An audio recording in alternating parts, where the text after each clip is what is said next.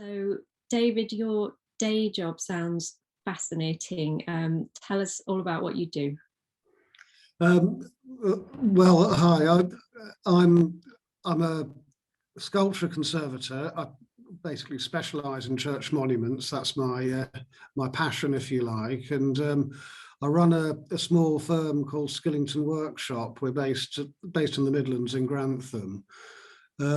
So yeah, I spend much of my life wandering around looking at monuments, doing various sort of conservation repairs and whatever's necessary to ensure their preservation. How did you get into doing that?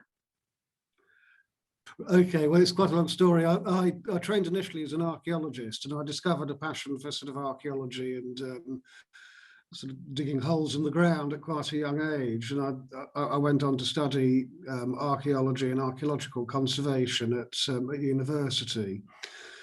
I ended up working at the Museum of London as a site conservator, and we had to do some work to some polychrome stone sculpture that we uncovered.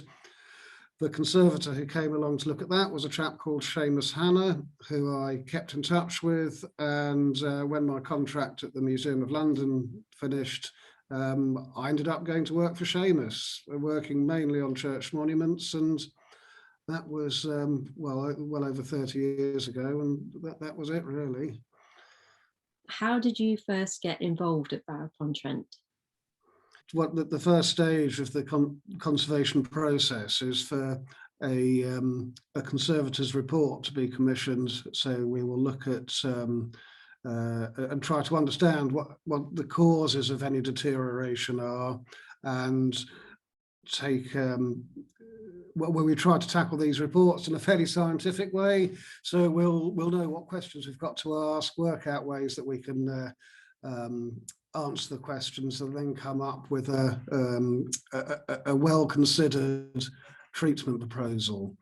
So I do this sort of thing quite a lot, and because it's pretty much on our doorstep, I guess, I was approached by the parish. Well, it seems like a long time ago now, but before anybody had heard of coronavirus, and ended up doing my site survey just at the start of the pandemic, and we were able to turn the report around fairly quickly because we were quite quiet at the time, and then went on to implement the recommendations. It's amazing to think how much medieval sculpture is on people's doorsteps that they would never dream was there. They go to museums to see that kind of thing, when actually our parish churches are full of this kind of thing. Absolutely, I completely agree with you on that, and not just medieval sculpture either. I mean, I think particularly the before the era of sort of Georgian and Victorian public sculpture, during those sort of like the 17th and 18th centuries, it's the best place to see sculpture really is in churches. For attendees of the Church Monument Society event this summer to view the alabaster, how would you describe the monument? Work by others, in particular Sally Badham, has established that it's a very important early alabaster effigy. It's of a priest lying recumbent in prayer in a recess in the south wall of the south aisle. Until fairly recently, it had been largely obscured by I think by an organ, so it hasn't necessarily received all the attention it deserved, and it's absolutely filthy. But straight away, when looking at it, we could see beneath the sort of build-up of dirt, and it's sort of the odd knock and scrape it's understandably had. Straight away you can see it's a wonderful piece of sculpture. And how do you tell that it's a priest? it, I'm laughing because his hairstyle's not, in a sense, not that dissimilar to mine. He's got a tonsured head, very obviously so. So straight away we know that he's an ecclesiastic, and then of course the dress that he's wearing, the sort of chasuble and the general sort of priestly clothes make it reasonably obvious. He had at his feet he had a dog, and yeah, so again, very often military figures are dressed in armour and quite often have a lion at their feet, and the dogs tend to be more of a secular footrest, if you like, for either priests or indeed for ladies. So when you first saw the monument, what were the recommendations you made for its conservation? Well, we knew that it was part of a wider scheme of work, and that the aspiration was that it should come out of its recess to allow other works to be carried out.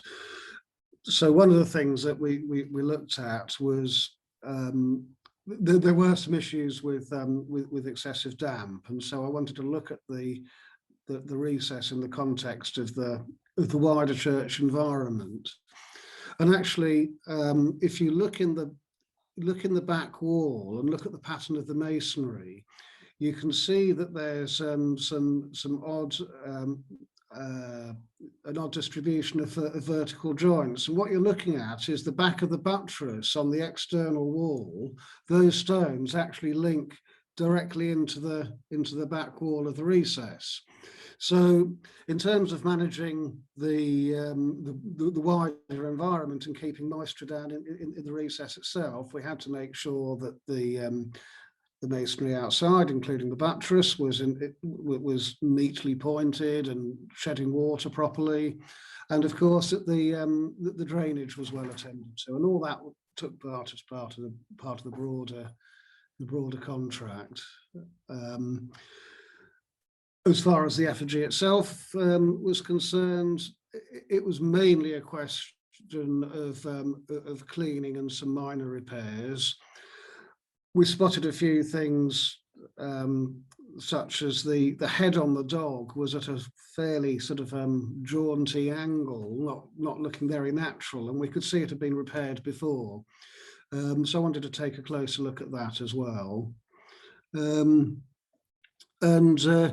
of course we know through other examples that quite often alabaster effigies and indeed medieval effigies were originally painted.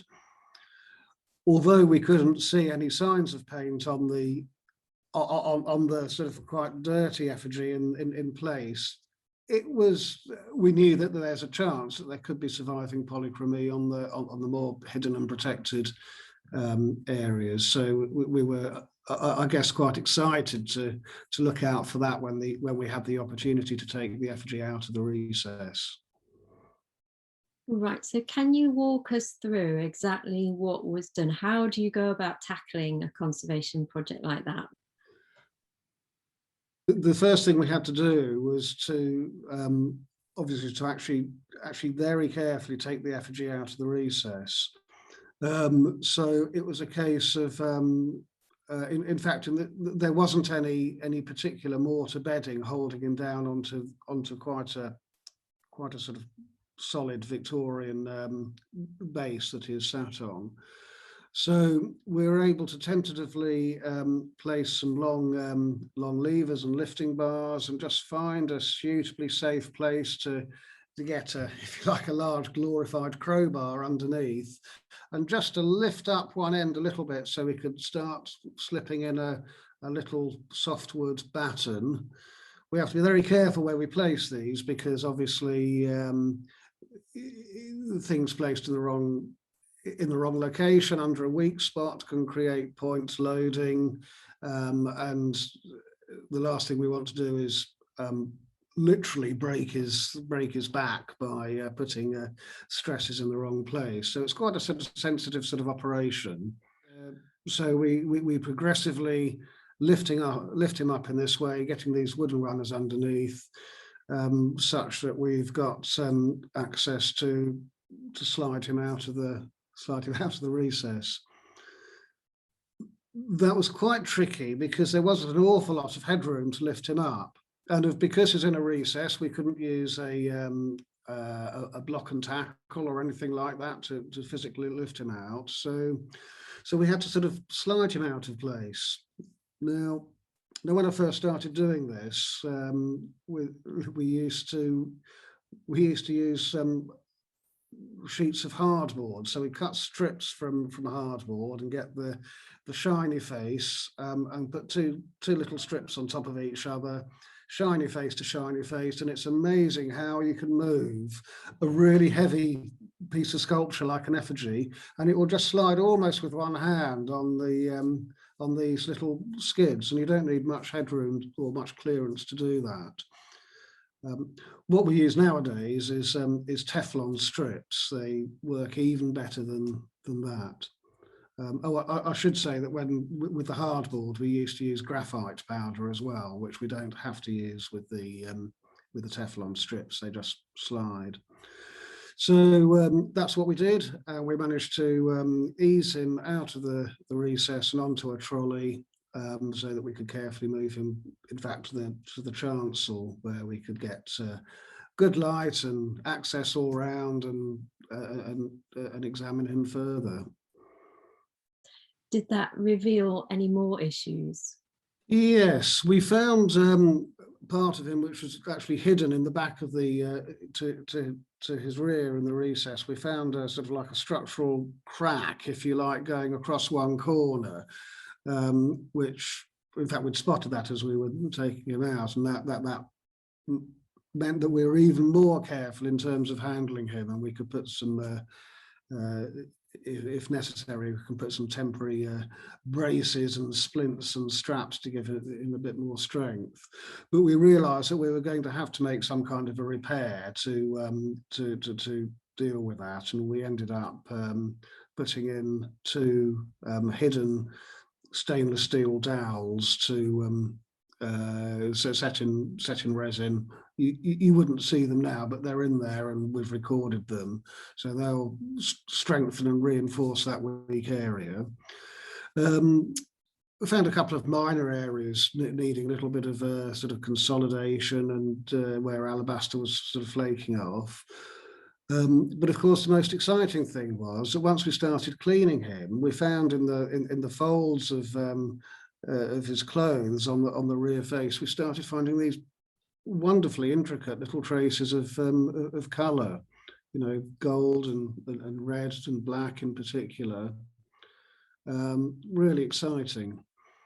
How did you manage to reveal them without sort of over cleaning and accidentally taking that away? Well, that's a very good question, you know, particularly with regard to the cleaning. And I think this is one of the reasons why so much colour has been lost, because if you were to start cleaning a little bit too aggressively or with water, some of these colours are slightly fugitive in water. You know, the colour will soon start disappearing and flaking off. So what we tend to use to clean the wherever there's any indication of paint, we tend to just use a cotton wool swab with a very small amount of deionized water, and we will literally just roll it across the surface so that we don't put any pressure on the you know, on the paint, so that's how we would clean it. But we also look out for any signs of paint which is flaking off, and in that case we might have to consolidate it, which is normally done just by introducing a small amount of typically acrylic resin, maybe by a syringe, just around any flaking edges, just to secure it. Can you tell us about the patterning that you found, and tell us more about investigating the colours? Well, we could see enough to know that there was a very intricate pattern. It may be that what we're looking at is an intricate border to maybe a plainer a generally plainer garment. But I suspect the whole thing might have been beautifully patterned. And of course, you know, when we see the fairly smooth surfaces on the alabaster, we sometimes forget that the intricacy would have been, the real intricacy would have been added by the colour, which has been largely lost. So yes, it's, you know, some really interesting clues there, but there's not enough to be able to reconstruct the whole pattern. Straight away when I looked at it, we felt that it needed some further and deeper understanding of what the pigments were. We had advised the PCC that they should maybe seek some analysis from a specialist. In fact, they did that directly. Yeah, so we know a bit more about the pigments. What other kind of techniques were involved in this project? The repair of the dog's head was quite an interesting sort of case in point. It had been previously repaired by with plaster of Paris. I'll come back to plaster of Paris in a minute, but with a lead plug. So what had happened is somebody drilled through the top of the dog's head. And just poured lead in, and that would have held it in conjunction with the plaster. But once the plaster had broken down, and I guess people had tried to sort of twist and move the dog's head over the years, it's quite tempting, I suppose, when you see that it's been repaired and to see if it's loose. And the lead isn't particularly rigid, so.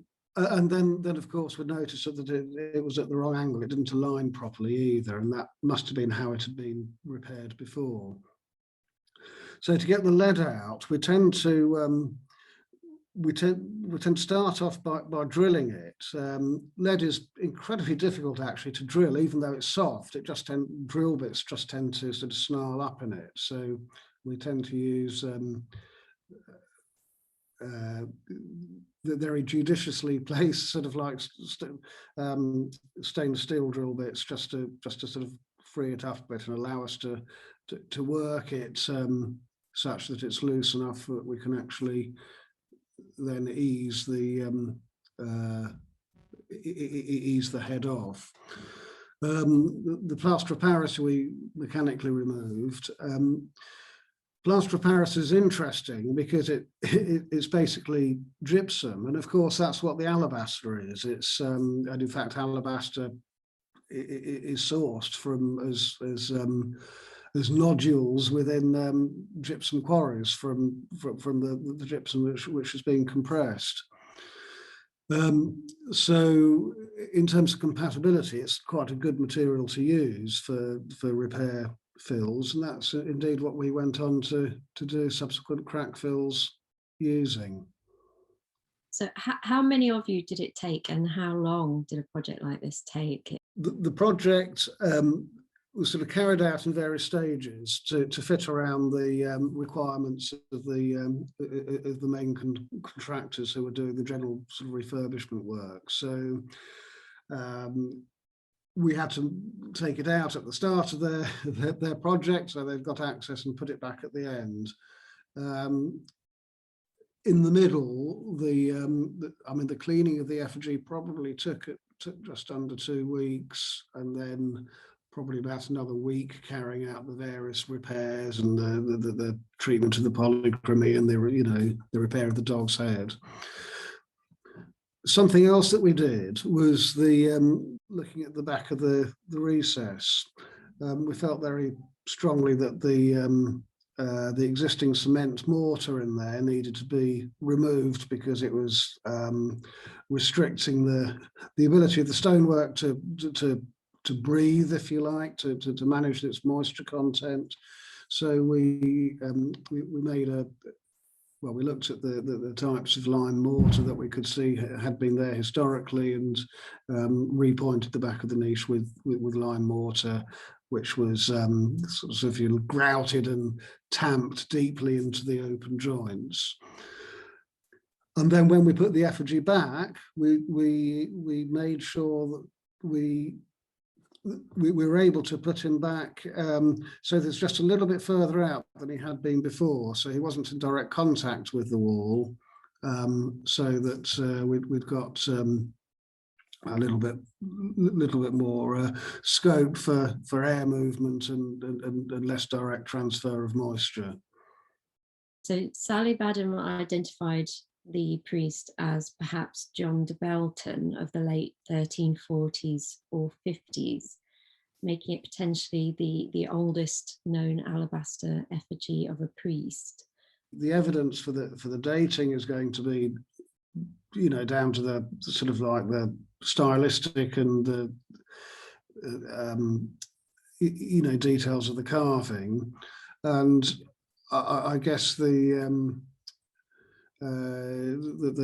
identification as John de Belton is going to be to a certain extent circumstantial, but of course there are situations where there aren't very many options, and it's you can be pretty certain, even though you haven't got an inscription or anything to absolutely substantiate it without doubt. But no, I've seen nothing to contradict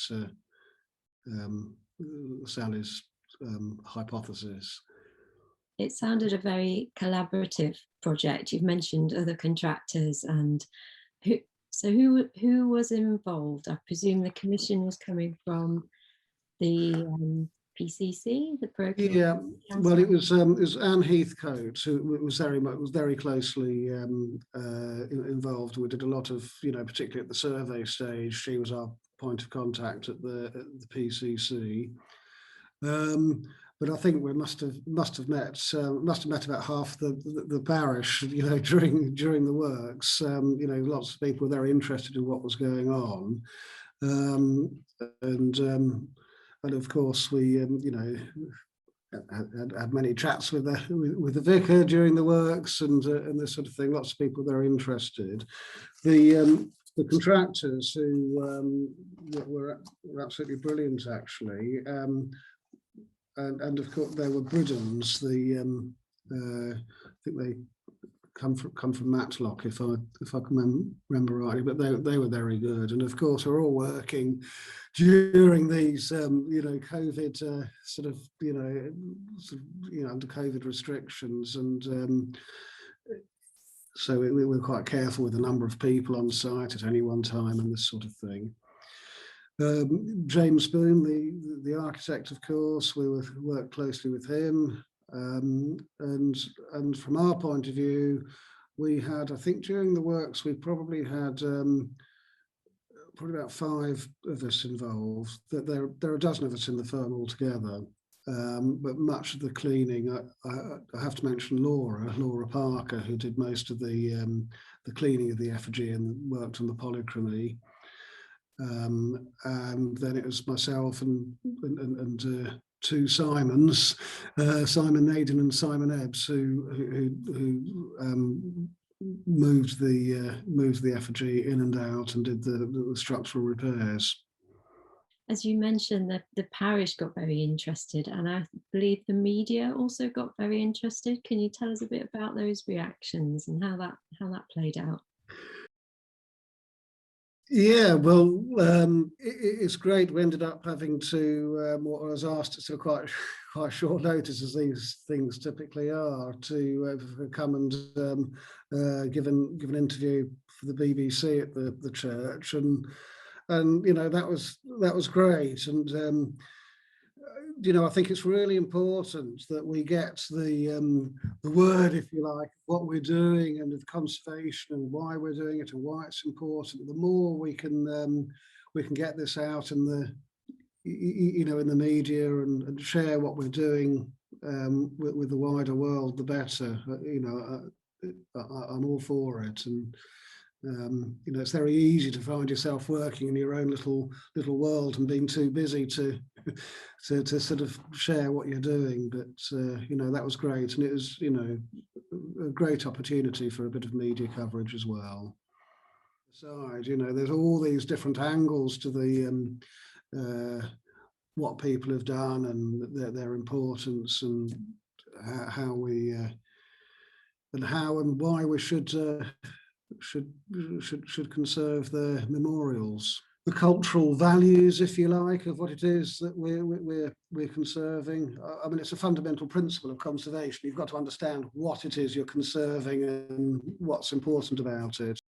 How did the pandemic conditions alter the way the project played out?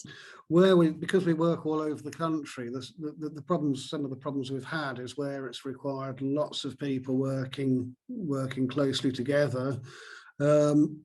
And there are only very limited times when we had to work, for short times, for short periods within 2 meters of one another on this job. Most of it could be done by one person, typically Laura, working, in a safe distance from anybody else. We haven't had to worry about accommodation and staying away. And as I say, the Britons, the contractors, were very good and allowed us the space to work without getting in anybody else's way. So, as far as the pandemic's concerned, this was a perfect job from our point of view to be carrying out during the pandemic. Now that the project has been completed, how is the effigy looking? Is it back in its original spot? Yes, it's gone back to where it was before, same alignment. So, we've still got his feet to the east, which is quite interesting in a sense, because there might have been the temptation to have turned him around so his head was to the east, so that you could see more clearly the polychromy. But of course, the liturgy dictates that the heads to the west, and we've managed that. That's why we've got a mirror in the back of the recess, so that you can actually still view the colour.